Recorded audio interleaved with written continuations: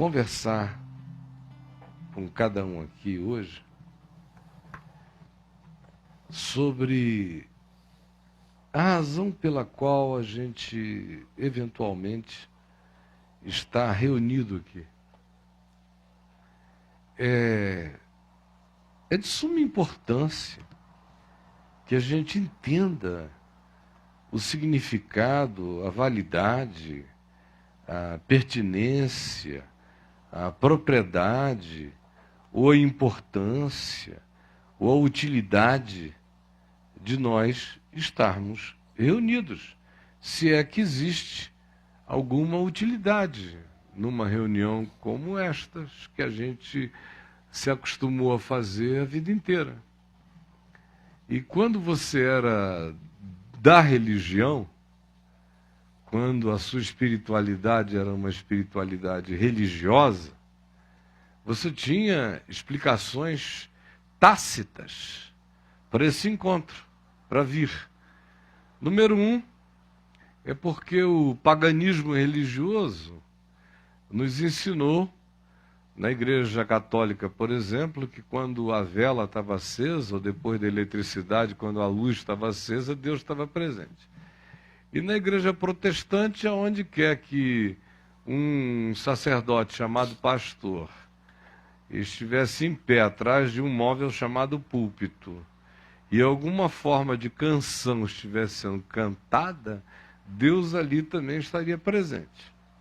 Segundo lugar, porque nos ensinaram que toda e qualquer outra suposta relação com Deus é infinitamente inferior a essa reunião do encontro congregacional.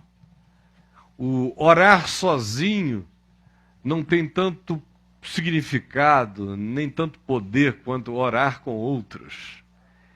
A presença do outro parece potencializar e imantar e magificar com poderes maiores a minha intenção, ou a minha mentalização, ou a minha oração.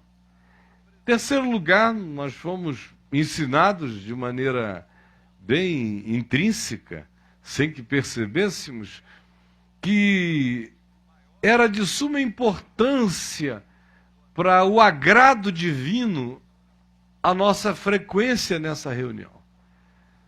De algum modo, sem que jamais se tenha a coragem de dizer, o Deus anunciado na religião e na frequência a um ajuntamento como este aqui, é um Deus extremamente sensível, sensibilíssimo, com problemas eternos de autoimagem, que precisa de afirmação contínua, que come elogios, é um narcisista em quem Satanás se inspirou, de olhar para cima e dizer: Narciso quero ser mais do que ele, que criou todas as coisas que criou para encherem-lhe a bola. Do contrário, ele entra numa crise de divina dessatisfação com a sua própria criação. É um Deus que não tem nenhum prazer no resto da criação, exceto naquele grupo humano da criação que nasceu sob a geopolítica chamada judaico-cristã, e são os que receberam a informação sobre Jesus e os únicos na terra que, cantando, agradam a Deus. Cantando. Porque esse Deus tem uma necessidade visceral de cantigas, de música. Se não cantarem, ele se entedia. Precisa de gente visitando os lugares que ele transformou em portais auriculares dele, que são os templos, por onde ele fala e onde ele escuta melhor. Nas câmaras de eco, A gente tem que entrar para poder ouvir, para poder se fazer ouvir nesse duto de comunicações, e onde ele escolheu estar. O resto está abandonado. O universo é uma bobagem, os multiversos tolices, todas as criaturas, uma desnecessária panaquice que nem Deus entende por que criou, se na realidade nada disso se reúne para cantar para ele, não com as nossas pretensas certezas de quando assim o fazemos, estarmos deixando num estado de enebriamento, totalmente alucinado e seduzido pela nossa canção, após o que a gente pode pedir o que quiser, que ele já está adulado o suficiente para se derramar em caprichos.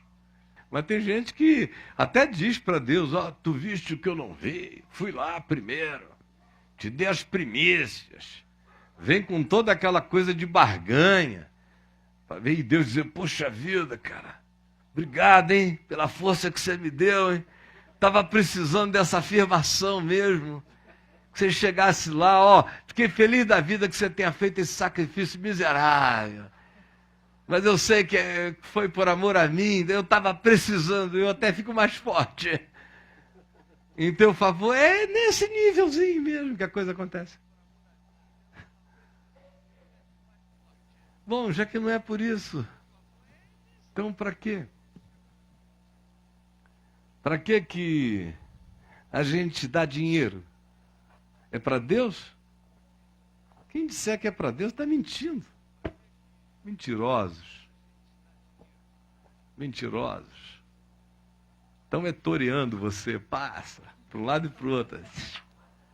Tudo mentira. Não é para Deus, é para nós. Se Deus não precisa de alguma coisa, é de grana. Então nunca mais dê dinheiro para Deus, porque Deus nunca pegou. Nunca pegou e nem quer.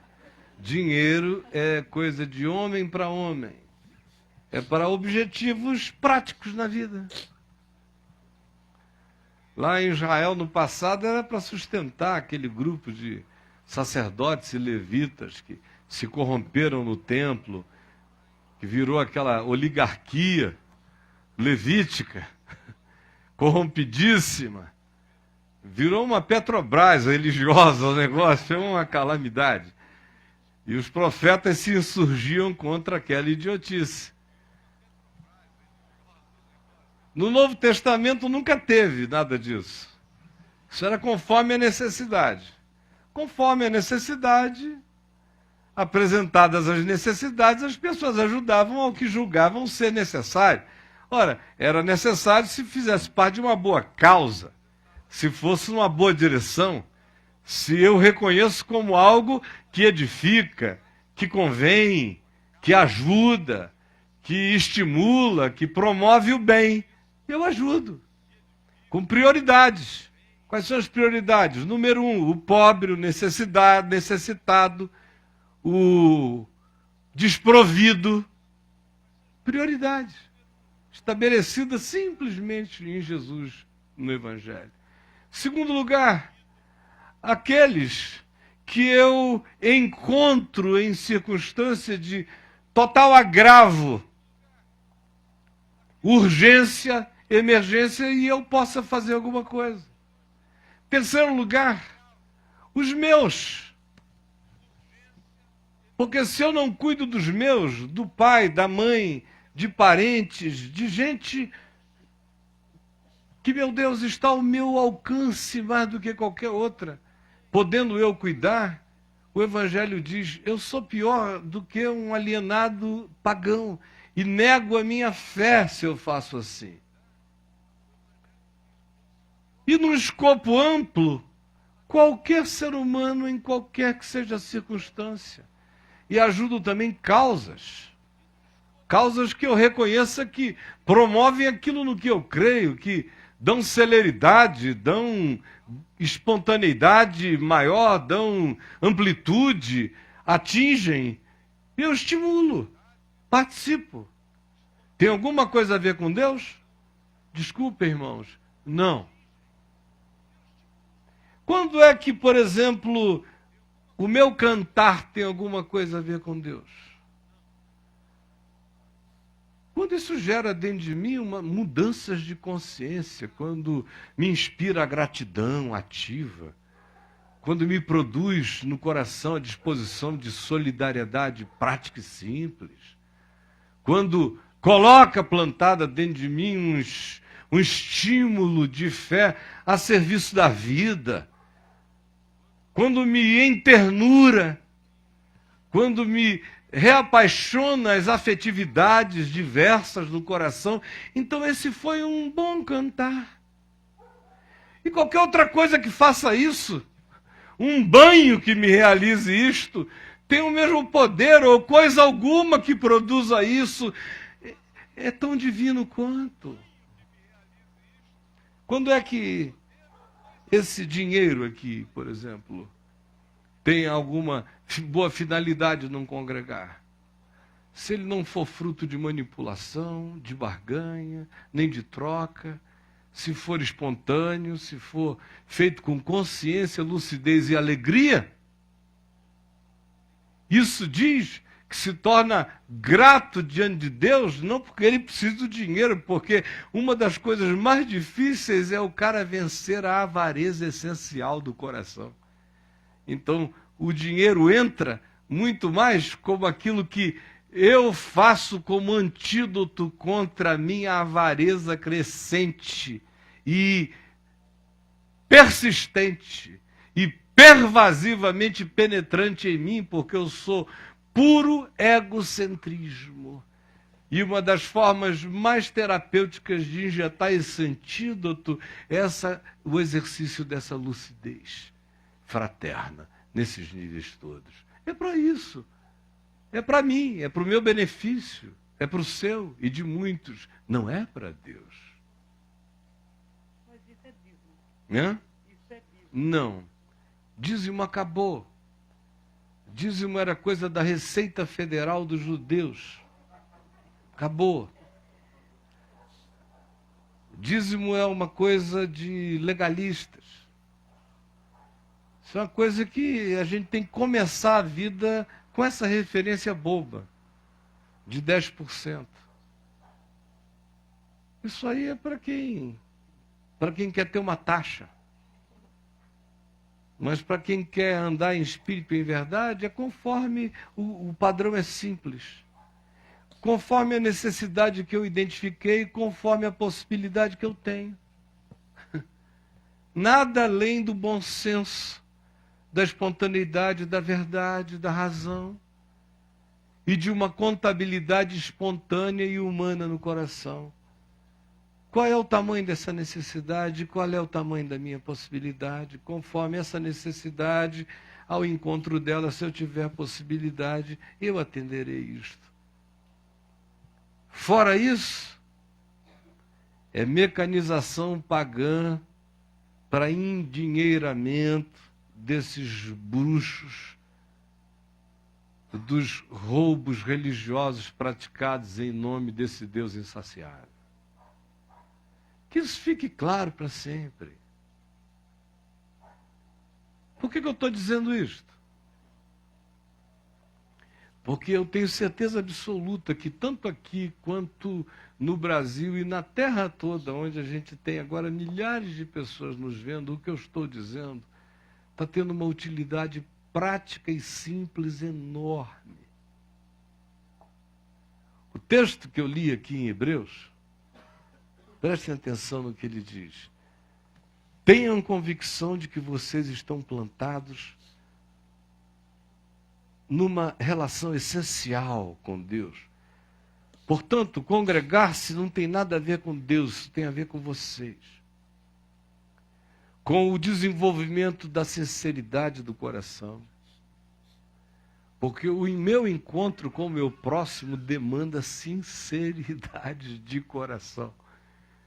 É muito fácil ser sincero diante de Deus. Você chega lá e diz, olha, eu sou uma bosta. Amém. Não falou nada demais, né? Agora, com o próximo, com o próximo, onde a bosta que eu sou é fétida mesmo. O próximo é um estímulo enorme à minha desbostificação. Porque ele não vai desenvolver sensibilidade ou hipersensibilidade ou insensibilidade olfativa para me tolerar. Ele me dá reflexos de mim o tempo todo. É saudabilíssimo. Me exercita a paciência, lidar com gente em tempos diferentes, gente adiantada, gente atrasada, gente em momentos distintos da jornada. Considerarmos-nos uns aos outros desopila o meu ser desse egoísmo perverso. Não lidar com clones de mim mesmo, mas com gente oposta e distinta. Provoca em mim necessidade de dilatamento generoso, de acolhimento do outro.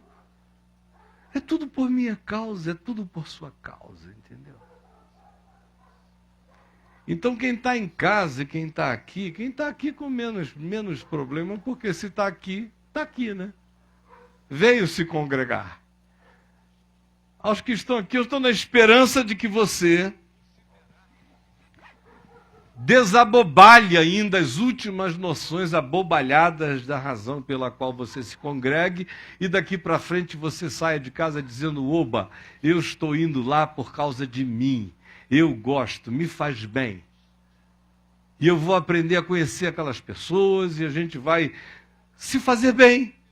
E não limitarei a minha vida àquele container fraterno. Ali é só uma catapulta, é mais um momento de revalidação da minha consciência. Enquanto eu vou para a vida, para ser luz do mundo, sal da terra, gente boa de Deus, entre os meus contemporâneos. E os que estão em casa, naquela agonia de dizer: e agora? A pergunta que eu mais ouço aqui é: Caio, agora o que eu faço? Eu não aguento mais os bazares, eu não aguento mais os shopping centers religiosos, eu não aguento mais esses mercados nojentos, eu não aguento. É óbvio que não. Não sei como é que aguento tanto tempo. Mas tudo bem. E tem gente agora sentindo necessidades e não sabe nem explicar que necessidades são essas. Eles sentem essa necessidade depois de anos e anos e anos de convívio com outros, com uma regularidade que chegou a fazer sinapse neural, dominical, de encontrar e ter esse momento de afirmação, que gera um vazio psicológico que o cara pensa que é a ausência de Deus. Não, é a ausência do outro, de outros legais. Você só se afastou do lugar lá porque todo mundo surtou. Mas onde tem gente boa, tem gente boa. Onde faz bem, é bom. E tem um monte de gente que pode simplesmente começar a se congregar, como Jesus disse: 2 ou 3 reunidos em meu nome.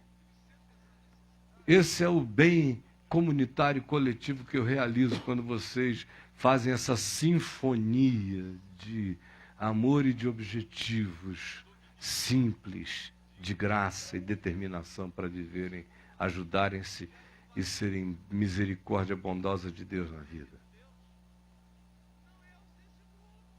Então, os que estão em casa, que façam o esforço de começarem, sem forçar nenhuma barra, mas a saberem que esse vazio que vocês estão sentindo não é vazio de Deus, é vazio sináptico. Ninguém vive 20, 30 anos com essas rotinas fraternas e se esvazia delas impunemente. Tem uma memória, até celular, que demanda esse encontro. E o que a Escritura diz é: não é bom que o homem esteja só. É melhor serem 2 do que 1, eles têm melhor paga de tudo, quando a relação é saudável. E para você que está aqui, eu espero que você venha, que você convide outros e você venha com essa lucidez. Quanto mais você venha com essa consciência, mais adulto você se tornará. Mais maduro, menos babaca espiritualmente, mais adorador em espírito e em verdade, e menos abalável. E o processo de desmediocrização mental vai ser enorme e rápido. Porque quando você tira aquele Deus indescritivelmente diminuto e carente do coração e entende que ele não precisa de nada, que tudo é para mim, tudo tem a ver comigo, tudo tem a ver com meu alimento, tudo tem a ver com a minha necessidade, e que eu e você nos precisamos, e que a nossa oração não é mais forte aqui, e nem a nossa comunhão é melhor aqui. Isso é só o que temos aqui, aquilo que lhes expliquei. Porque o chamado é para a gente viver habitando esse santo dos santos, que não é um lugar fora de nós, é uma habitação em espírito e em verdade no coração de cada um. Vamos orar juntos?